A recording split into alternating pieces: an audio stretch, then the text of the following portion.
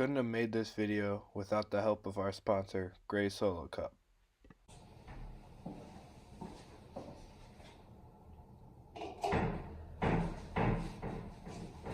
Hey guys, my name is Git Foley, and I'm here to talk to you about the Gray Solo Cup.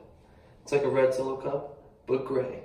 And if you act fast and use the promo code ETHAHOLICS, you can get 2% off every cup. Thank you. Da da da da da da da da da da da da da da da da da da da. Poof poof. Da da da da da da da da da da da da da da da da da. What's up, everybody? Welcome back to Ethanolics. I'm Nick. I'm Jameson. And we are the Ethanolics. As always, we're going to get into our joke of the day. Our joke of the day today is, what do you do with a dead chemist?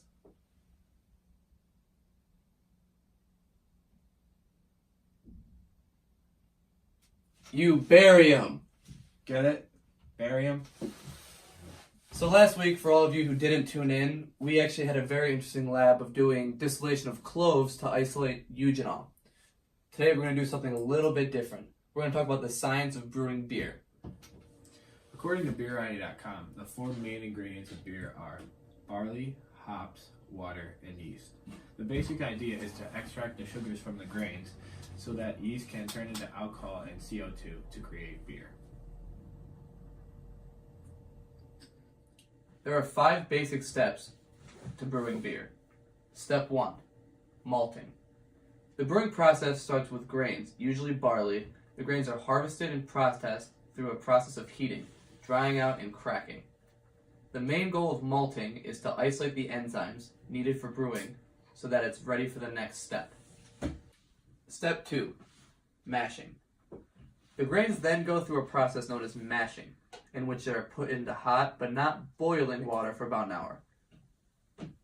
Sort of like making tea. This activates enzymes in the grains that cause it to break down and release its sugars. Once this is all done, you drain the water from the mash, which is now full of sugars from the grains.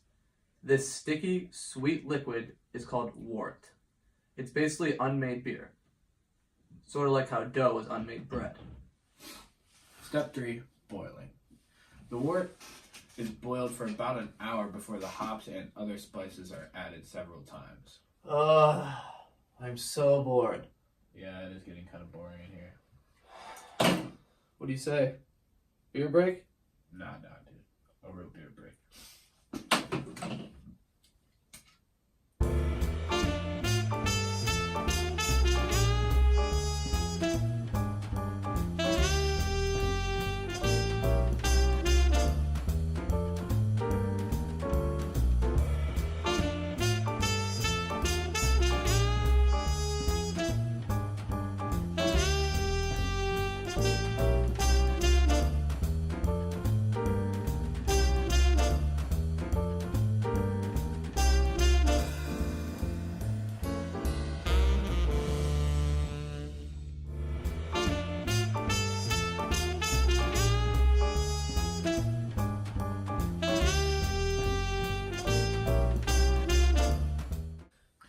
After that rude interruption.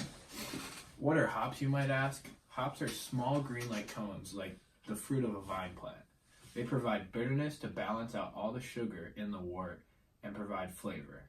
They also act as a natural preservative, which is what they were first used for when brewing beer started. All right, step 4, which is my personal favorite, fermentation. Once the hour-long boil is over, the wort is cooled, strained, and filtered.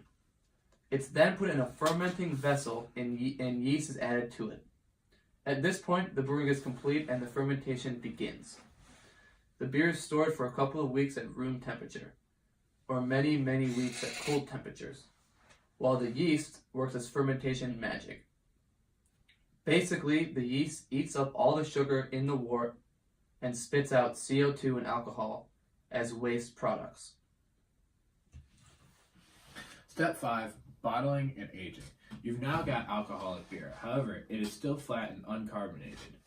The flat beer is bottled, at which this time it can be either artificially carbonated, like a soda, or it can go through something called bottle conditioned. It's allowed to naturally carbonate via CO2 the yeast produces. After allowing the beer to age for anywhere from a few weeks to a few months, you get your end product. That's all for today, guys. Make sure to like, comment, and subscribe. Don't forget to tune in next week. And always remember, stay crafty and beer happy.